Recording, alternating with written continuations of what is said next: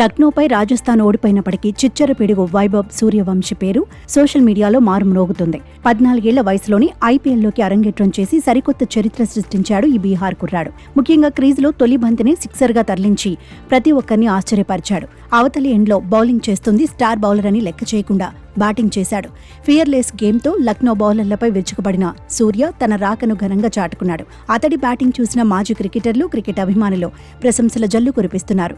సూర్యవంశీ మరో సచిన్ అవుతాడని, భారత క్రికెట్ను ఏల్తాడని జోస్యం చెబుతున్నారు. తొలి మ్యాచ్ ఆడుతున్నాననే బెరుకు ఏమాత్రం లేకుండా స్పిన్నర్లను, పేసర్లను అలవోకగా ఆడేశాడు. తొలి బంతి నుంచే చాలా ఆత్మవిశ్వాసంగా కనిపించిన సూర్య చూడముచ్చటైన షాట్లతో ప్రేక్షకులను కనువిందు చేశాడు.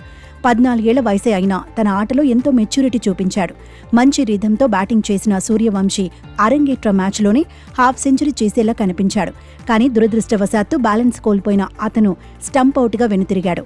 ఎయిడెన్ మార్క్రమ్ బౌలింగ్లో లెగ్ సైడ్ షాట్ ఆడేందుకు ప్రయత్నించిన సూర్యవంశీ బ్యాలెన్స్ కోల్పాడు. పంత్ ఎలాంటి పొరపాటు చేయకుండా స్టంప్ అవుట్ చేశాడు.